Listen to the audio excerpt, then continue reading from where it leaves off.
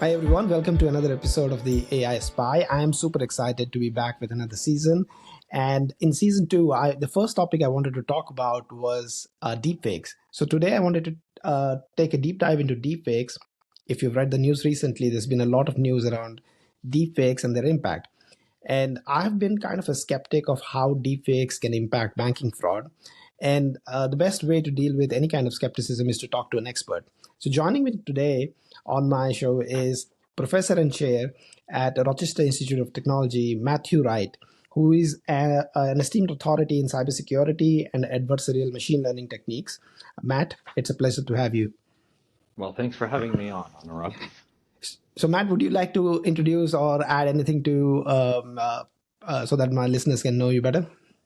Sure. So I've been working in the field of cybersecurity for a little over 2 decades now, and I've been in academia the whole time. And my work has taken me on a lot of twists and turns over the years. I only really started getting into machine learning and deep learning in about 2015, 2016 is when that really became a bigger part of my research activity. And then in about 2018, we started uh, looking into the topic of deepfakes. We were looking at some opportunities around the as the deepfakes were coming into play. We're looking at opportunities to say, well, what could we do about this, and could we contribute something? And so then we started the deepfake project,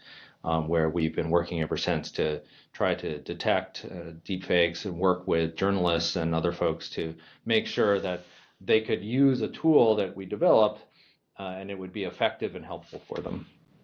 Excellent. So we'll talk about deepfake in a little more detail, but I want to start at the very basic of what goes into producing a deepfake. Earlier I was telling you that when I grew up, people would just cut out the heads from a yearbook and then stick it on a magazine. That is what used to pass as a deepfake when I was growing up. Probably I'm giving away my age with that, but it's okay. But Same I here. think, but I think it's gotten a little more sophisticated. So what goes into producing a deepfake? Sure. So, first of all, a deepfake is just going to be any audio, video, or image that has been either generated by or manipulated by artificial intelligence, right? So the AI piece or deep learning piece is the kind of key differentiator between, say, like Photoshop would be sort of the Yeah. analog from earlier times, or if it's audio, taking chunks of audio and splicing it together to make somebody sound like they kind of said something, Uh, right? Like it never quite worked right. But so with deep learning, what you can do is start with a training data set. So you learn a lot of information from existing videos or existing audio, and you can build up that training data set. In when deepfakes were first coming out, it'd really be a focused data set about a particular person. So you're really trying to hone in on, let's say, the president, and you're like, okay, we're going to just focus in on what it is that the president says, all his videos or audio or whatever, and learn those patterns through deep learning. And then it turns out that starting in about 2014, people were figuring out, well, not only can we use deep learning to do classification, figure out what something is, we can reverse the process, and you can take the deep learning and first boil down the information to just a small chunk. And then you can take that same information and reverse the process to regenerate it. And as you regenerate it, then the trick with deepfakes is that then you can modify it as you go along.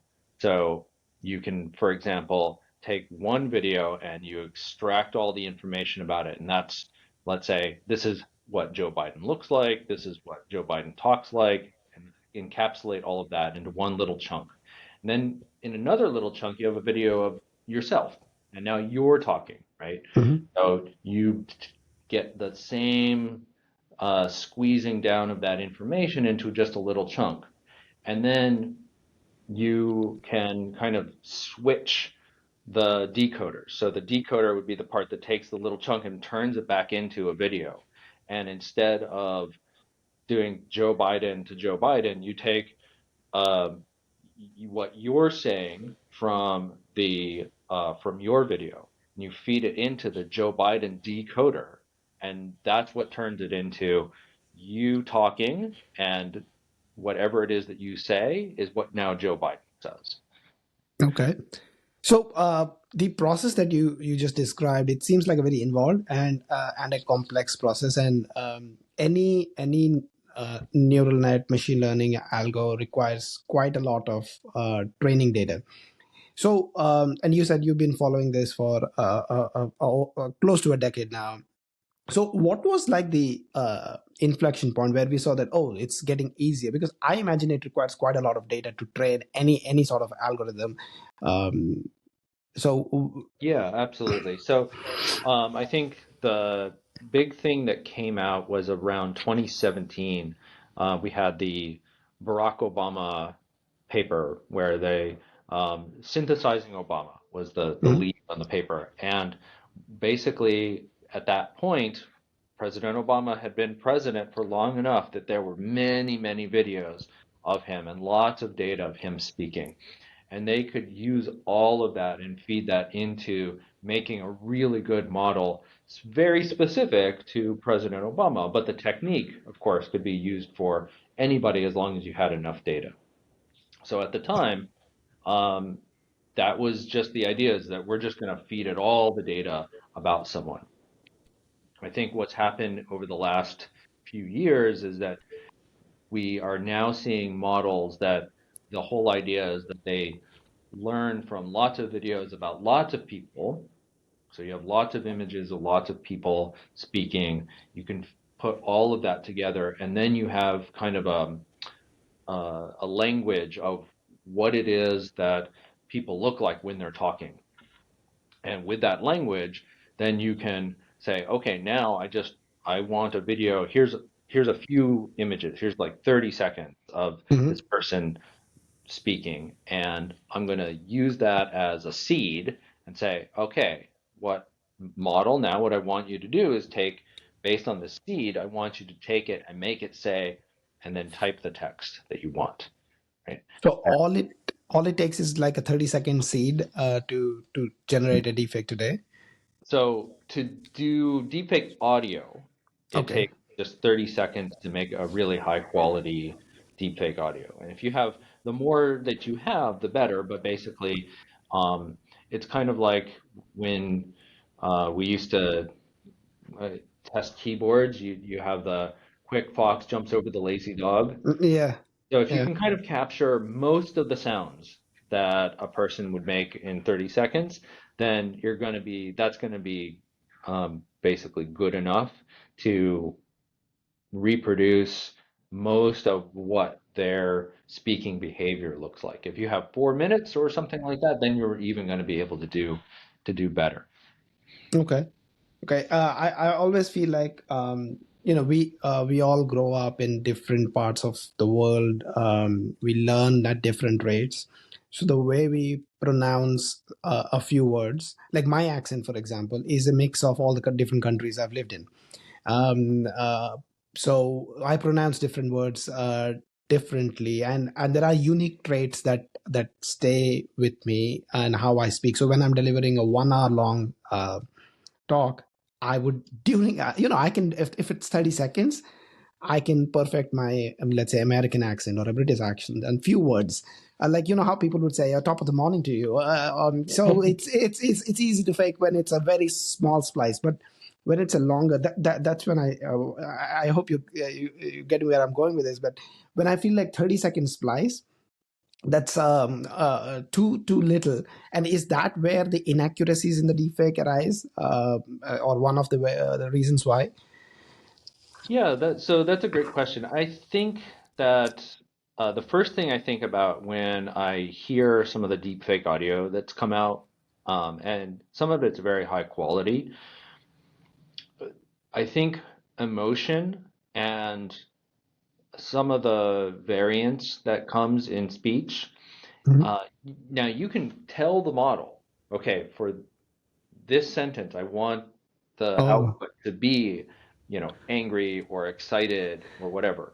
You can do that, but if you just say, okay, here's an hour-long speech, um, it's not going to automatically add those pieces in.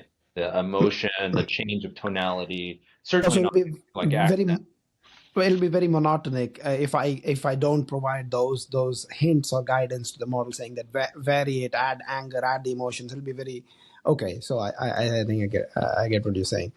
So recently, in the last 2 weeks, there have been so many male, like prominent figures who've been defaked. President Biden, Taylor Swift.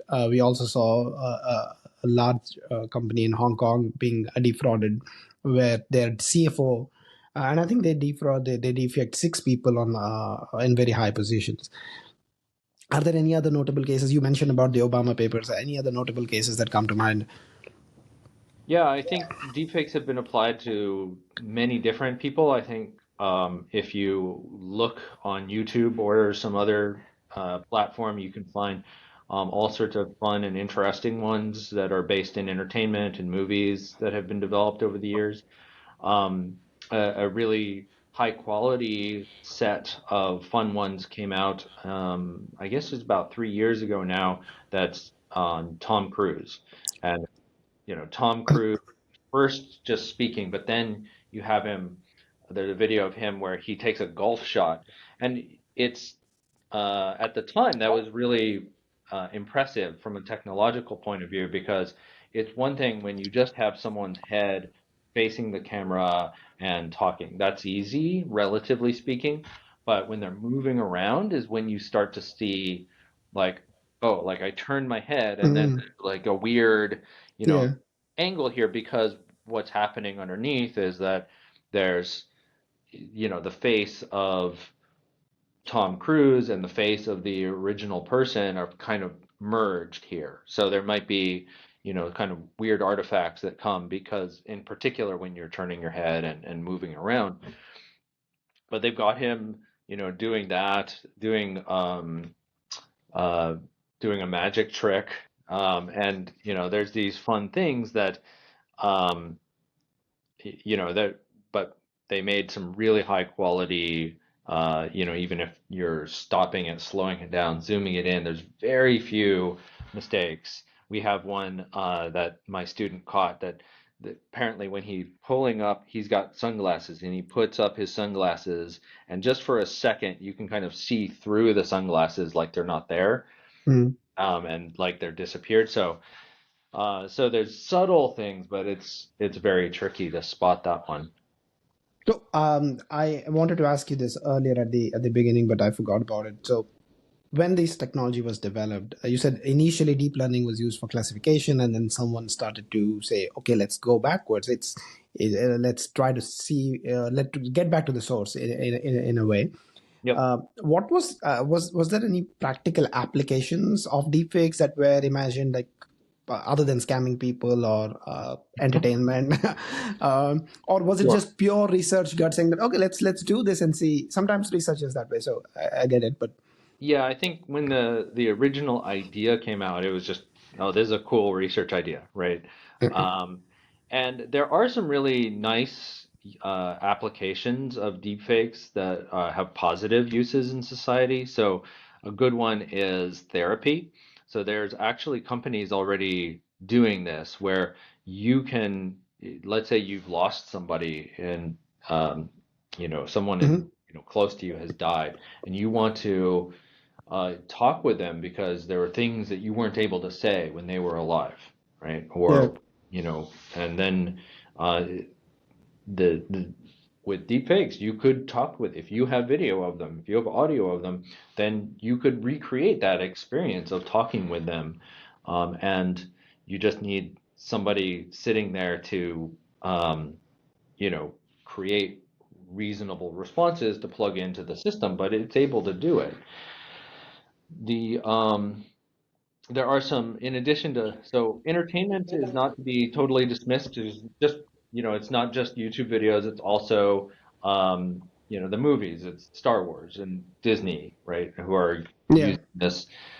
And then there's other things that are coming online. So there's a museum in Florida, the Dali Museum, where they have a deepfake exhibit where you can go up to Salvador Dali, who of course is dead, Yep. and you can talk with him and he'll take a selfie with you, right?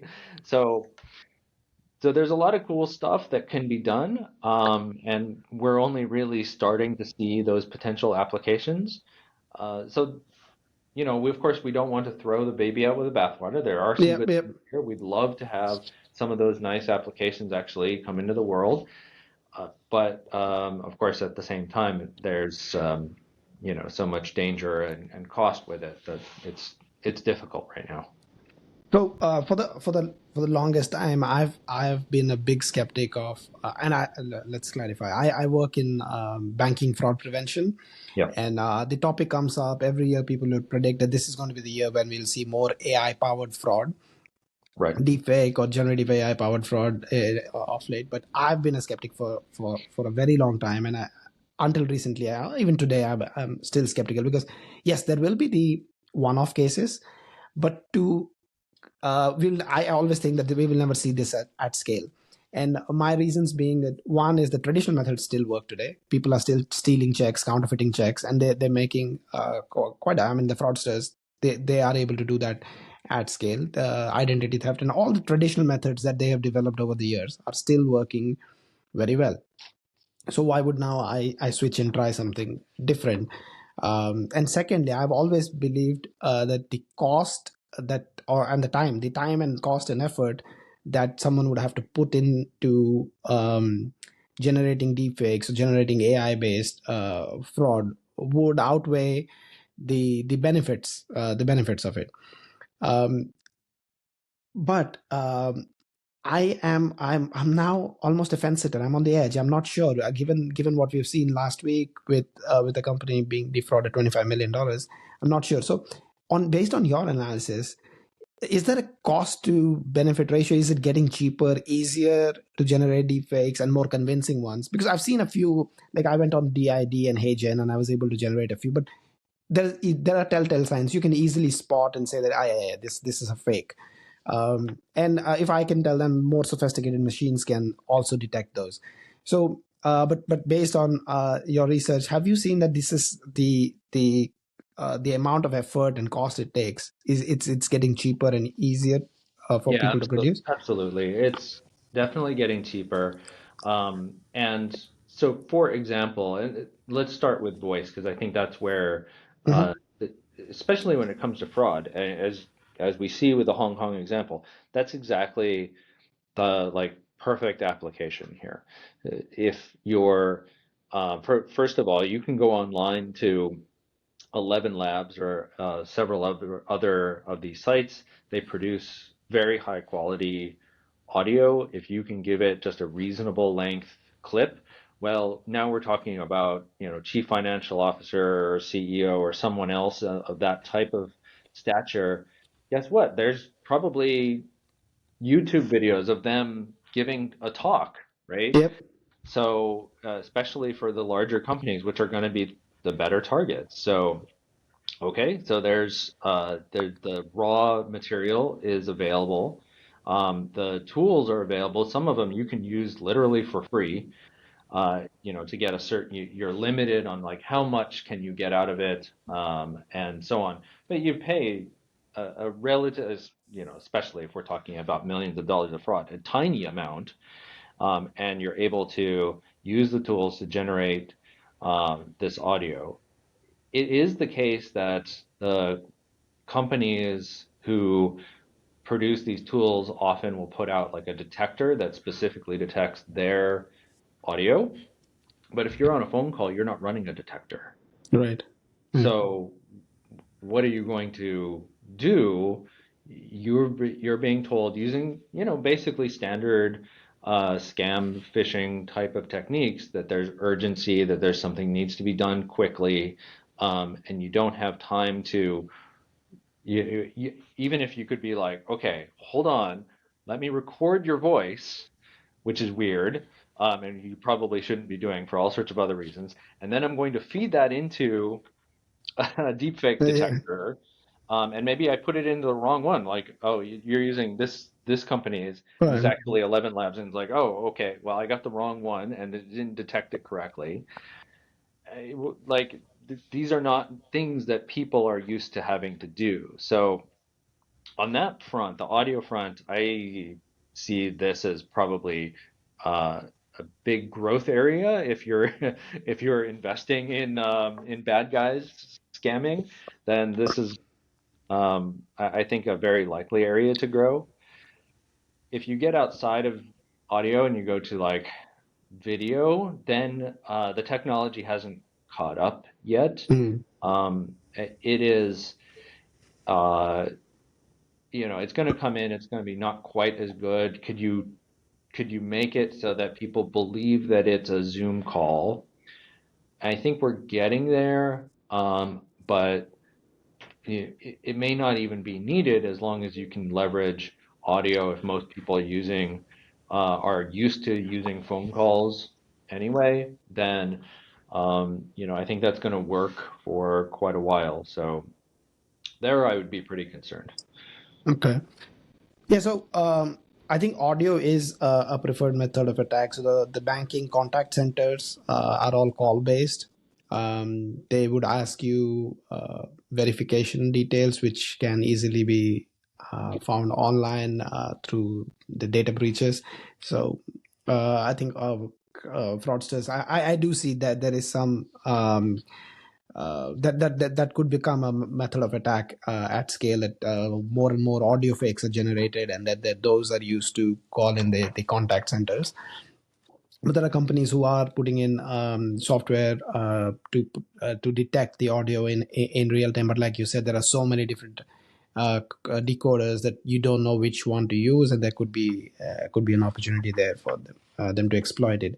One thing that while you were speaking about some of the companies that help generate these deepfakes, audio and video, um, could there be when I'm chatting with ChatGPT and I ask a question, hey, tell me how to build a bomb. I've never asked this question, just to be clear to everybody who's listening. I've never asked this, but if so, I asked, and ChatGPT never comes back with a response because there are content moderation or there are the exceptions that are built into the platform to not allow certain things, not allow them to generate certain things. So could Yeah. the same technique be applied to these deepfake video generators, where we could say, hey, don't generate something which says that, oh, I had a car accident, mom, can you please come and help me?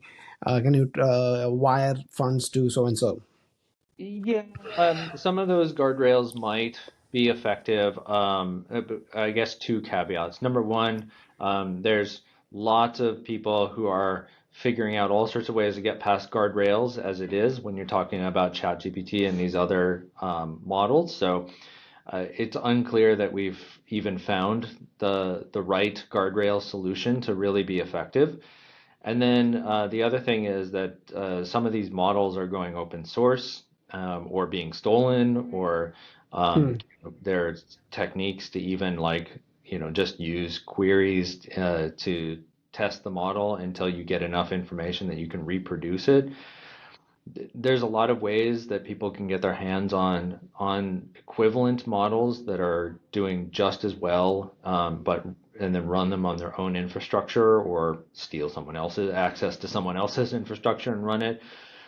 So I wouldn't feel particularly safe just because those guardrails are in place. And it's also, because it is this wild west of companies just launching and putting their models out there and making these free trials and everything easily available, I do not think it's something that can be relied on very, very much.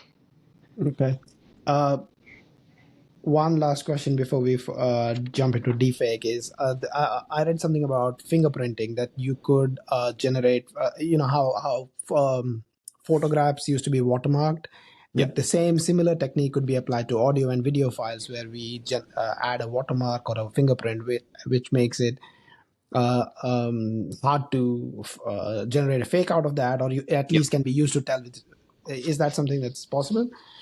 Yeah, that's something that people are actively working on, and we see a lot of papers out about that. One of the things that we know is that this technique is difficult when you're dealing with digital media because um, there are techniques to remove the watermarks, right? So you can, yeah, you Oh, could, and I think it is probably the right thing to do, nevertheless, to try to embed some watermarks in them, into these images and audio and everything. However, there's well-known techniques to remove them. And those techniques, if you know anything about the watermarking method that's being used, you can probably figure out how to remove that watermark without damaging the image or audio in any significant way.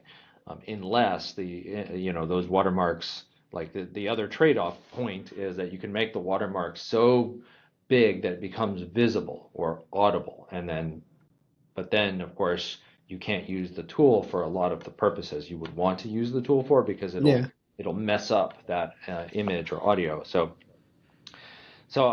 of all the different types of solutions, I'd say I'm relatively more skeptical in the watermarking arena.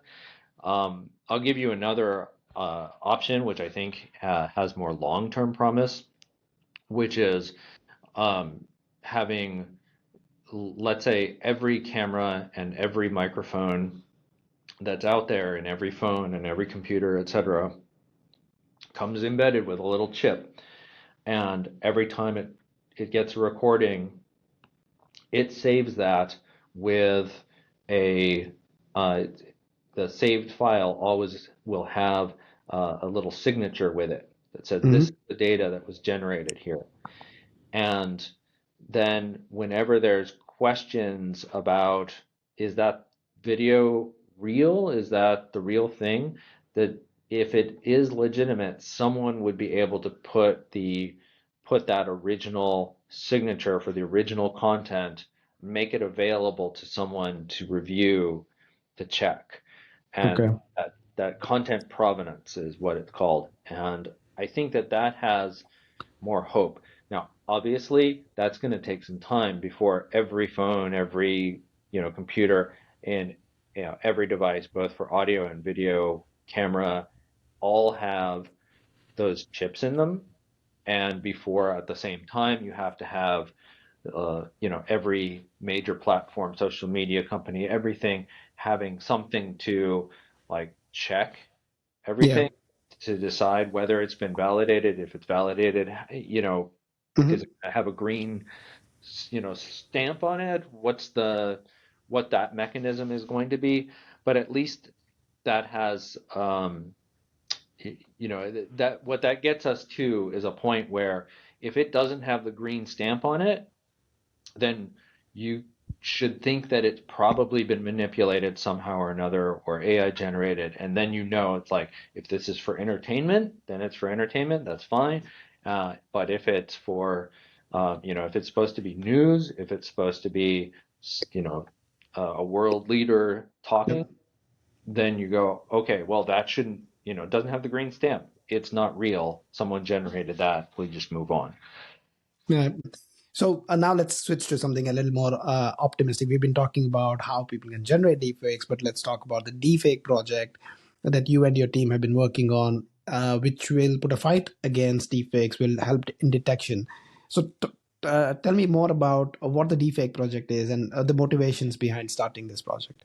Yeah, so we are developing a deepfake detection tool that, in addition to just being a technological piece of software, is also something that we are working with journalists and intelligence analysts to understand. Well, if you had access to a deepfake detection tool, what would you need? What would your Mhm. expectations be? What would make it more useful? What would make it less useful? And we found a lot of things.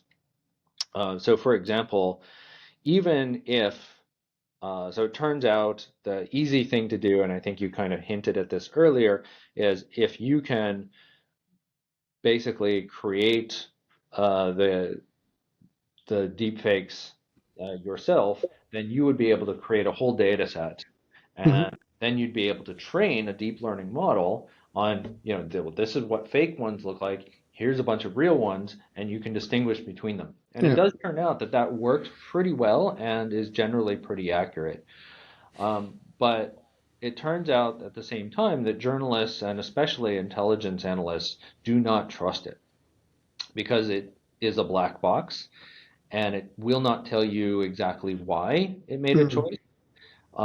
There are techniques that you can use to try to tease out why the model made a decision, but it's not clear, especially in the deepfake context, whether they're reliable. So what we are also trying to do, although we have that techno, if you've got something that's 99% accurate, you're going to put it Yeah. out Well, one way or yeah. the other. But we're also trying to develop methods that are, based on what you might call sort of old school computer vision, where you're not using deep learning, you're just trying to analyze the data of the image and look for clues that would tell us, oh, okay, this might be fake. Here's why. Here's kind of the theory behind why. And then I could give that to an analyst who could break that down and go, okay, I see why the tool is saying that this might be fake because it's too smooth. But it turns out that I'm looking at the picture and, there's just a young person with smooth skin. So it's not, maybe that Hmm. technique shouldn't be applied here and we Yeah. need to look for other things, right? So that's the kind of thing that we try to do in the project so that we can get not just accurate deepfake detection, but something that would be really effective and useful in a tool for these folks. And this is currently you're targeting news and fake news. If is that what your Yeah, in I'd say focus is?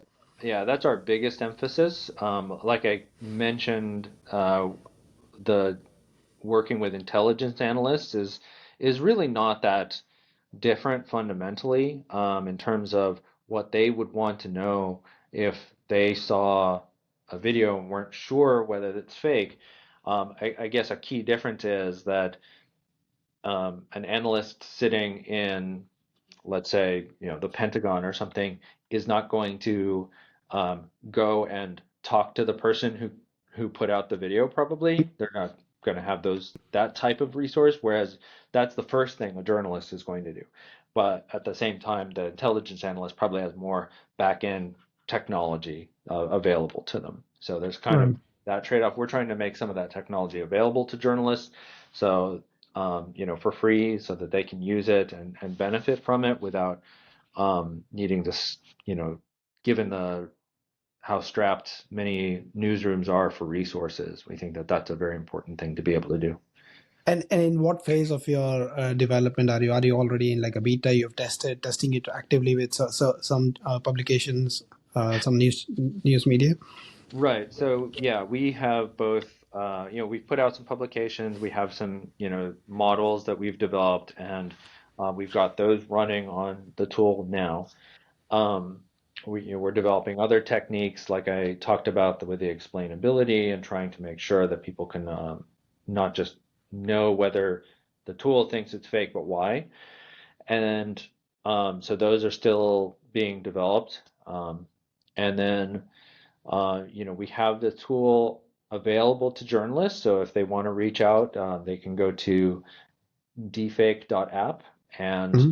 request a free account, and we can set them up with that. We don't just put it out as a tool for anybody to use, because one Right. of the things that we worry about is, with deep learning in particular, that we know that the tool sometimes makes mistakes. We've seen some of those mistakes, and we don't want someone using the tool and then saying, oh, well, the tool said it was 99% fake, or 99% real, and that's the end of the story. We need to make sure that whoever's using it has some sense of the potential pitfalls of using AI to fight AI. Like, Yeah. Yeah. Just the most basic example being, if someone comes out with a new technique to generate deepfakes, and we don't have that data to train on, then we're not going to catch it as fake, most So, likely. so when you said a new technique, so you're looking at features of the audio and features of the video, and then identifying some of those features, comparing them to your training data, like the real, what a real video audio looks like, and then when you generate the result, you are actually explaining, saying that we see three of those five features are an anomaly, look out of the ordinary, and that's why we think there's a 80% probability that this is fake.